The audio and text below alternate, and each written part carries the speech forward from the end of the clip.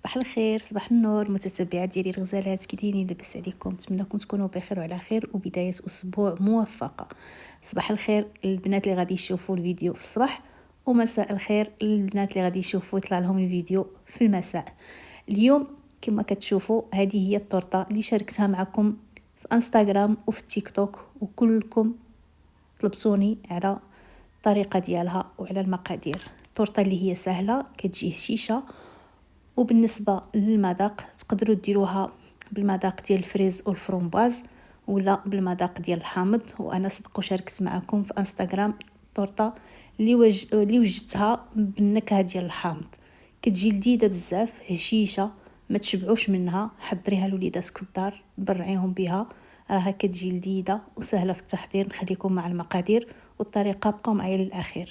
هنا في واحد لوبول عندي قبيصه ديال الملح، عندي قشور ديال حامضه محكوكه، غادي نحتاج 6 ديال البيضات متوسطين الحجم، لان عندي المول اللي غادي نخدم فيه المول ديال 26. اذا كان عندكم المول اللي القطر ديالو 24 فغديروا غير 4 ديال البيضات.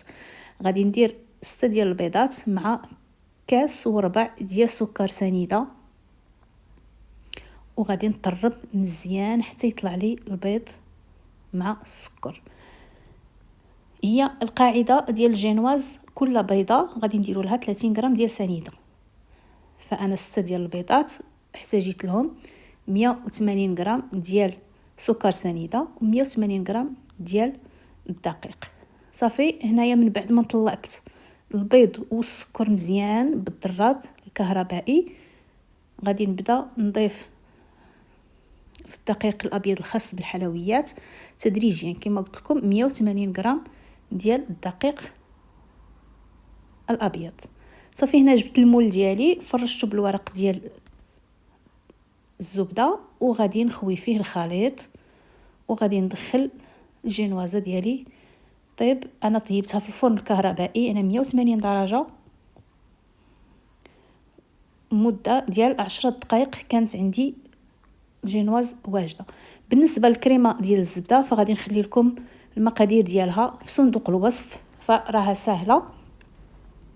غادي نحتاجوا لها 150 غرام ديال الزبده مع 150 غرام ديال سكر كلاصي مع 2 ديال العلب ديال الجبن الطري مع نص كاس ديال الزيت. صافي، هذا هو الكريمه، كتطلع رائعه وشاده في راسها. ضروري تطربوها مزيان بالطراب الكهربائي. هنايا الجينواز ديالي من بعد ما طابت غادي نخليها حتى تبرد، وغادي نكون هنايا وجدت السيرو اللي هو كاس ديال السكر سنيده مع كاس ديال الماء مخلط مع العصير ديال الحامض. صافي، غادي نسقي الجينوازه ديالي. الا تبغيو الجينواز ديالكم سقيه مزيان غادي تزيدوا تسقيوها مزيان، ما تبغيوها شويه ناشفه غادي تسقيوها غير شويه. صافي، الله يجعل شي بركه. هنا غادي ندير الطبقه الاولى ديال الكريمه في الوسط. نتوما شفتوا الطريقه باش حليت الجينواز ديالي، فغادي نحلها من الجناب بالموس، ومن بعد غادي ندوز عليها الخيط. راه كتحل بسهوله، غير شويه خليوها تبرد. صافي، من بعد غادي نجيب الطبقه الثانيه حتى هي غادي نسقيها من الداخل، وغادي ندير الكريمه على الوجه ديالها. شوفوا لي الكريمه كيفاش كتجي، راه كتجي رائعه الكريمه ديال الزبده. غادي نحاول انني نسرح الكريمه على الوجه على الجوانب. هنايا درت شويه ديال اللوز ايفيلي اللي حمرته في الفران في الجوانب، والكريمه اللي بقات لي درتها في هذا البوش، وحاولت انني نصاوب بها هاد الوريضات هادو. والتزيين كيبقى اختياري، يعني زينوا بالطريقه اللي بغيتو.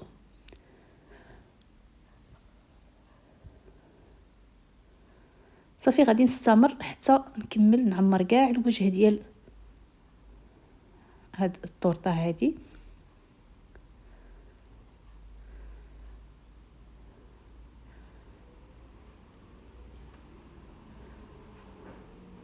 من بعد غادي نجيب قطع ديال الفرومبواز.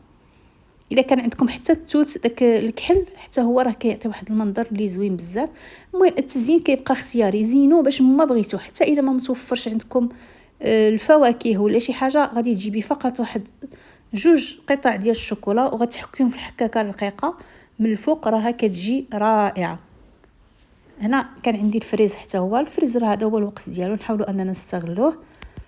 قسمتهم على النصوصه ديالهم، كل نصف حبه درتها بهذا الشكل هذا. صافي غادي نعمر.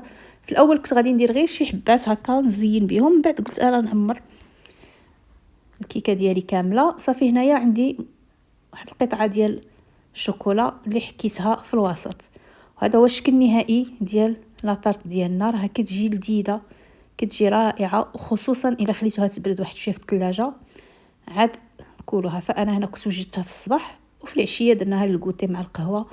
راها كتجي لذيذه بزاف، ما تشبعوش منها. جربوها، سهله بزاف.